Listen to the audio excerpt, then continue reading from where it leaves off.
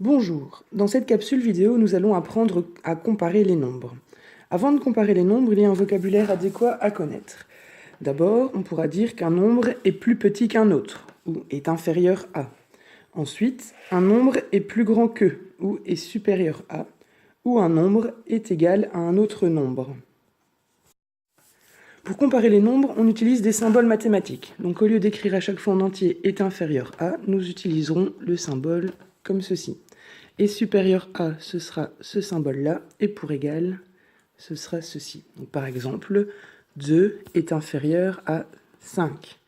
5 est supérieur à 2, ou 2 est égal à 2.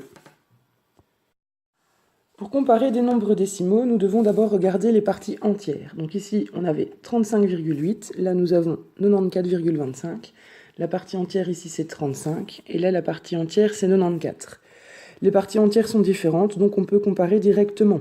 35 est inférieur à 94, donc 35,8 sera inférieur à 94,25. Dans cet autre exemple, nous avons 18,175 et 18,34. Alors pour les comparer, on regarde d'abord les parties entières. Nous avons 18 et 18. C'est la même chose. Donc ensuite, nous allons regarder la partie décimale. On va commencer par les dixièmes. Ici, nous avons 1 dixième. Là, nous en avons 3. Donc 18,175 sera inférieur à 18,34 car 1 est inférieur à 3. Dans ce dernier exemple, nous allons comparer 52,918 et 52,91. Alors on compare d'abord les parties entières. 52, 52, c'est la même chose. Ensuite, nous allons regarder les dixièmes. 9 et 9, c'est la même chose. Ensuite, les centièmes. 1 et 1, c'est encore la même chose. Ensuite, on regarde les millièmes. Nous avons 8, ici nous n'avons rien. Rappelez-vous, vous pouvez rajouter les zéros inutiles. Donc nous avons ici 8 et ici nous avons 0.